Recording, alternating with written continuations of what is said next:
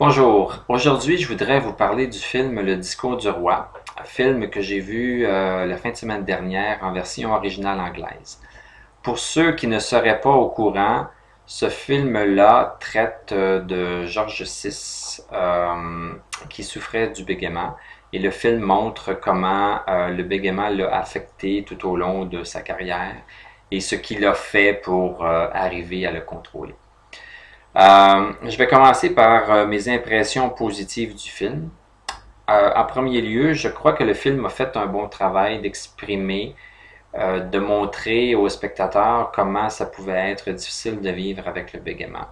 Le film mettait beaucoup l'accent sur les émotions négatives, la peur que Georges VI avait lorsqu'il devait faire un discours important à la radio, devant des gens, etc.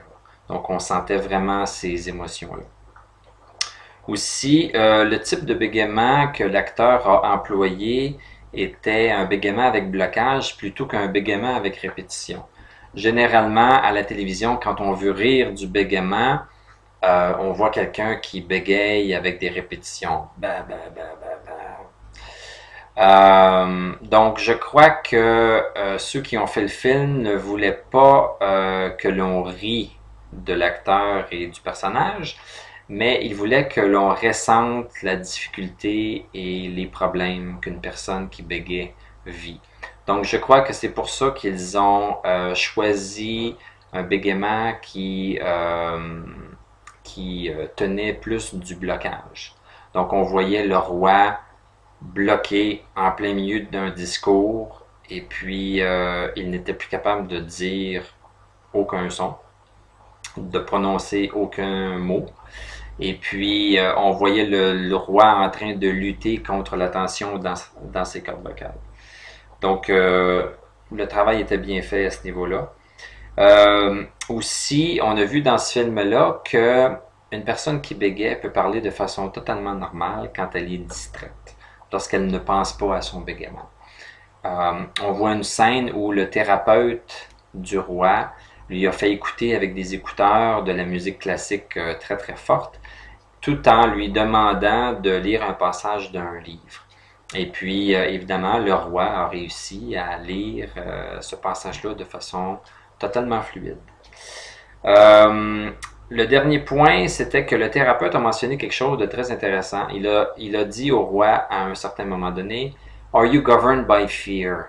Est-ce que c'est la peur qui mène ta vie? Euh, c'est très intéressant parce que les personnes qui bégayent vivent beaucoup de peur. On a peur de bégayer, on a peur de ce que les autres vont penser de nous. Euh, donc moi, ça m'a fait réfléchir un petit peu à savoir est-ce que la peur que j'avais lorsque je bégayais ne s'est pas installée dans d'autres sphères de ma vie? Est-ce que j'ai plus peur maintenant à cause que j'ai bégayé que si je n'avais pas bégayé? Donc c'est peut-être juste un point de vue personnel, mais je vais faire une réflexion là-dessus. Les points négatifs de ce film-là, bien, c'est que le film propage l'idée courante que le bégaiement, c'est quelque chose que l'on a pour la vie, puis que l'on ne peut qu'espérer le contrôler.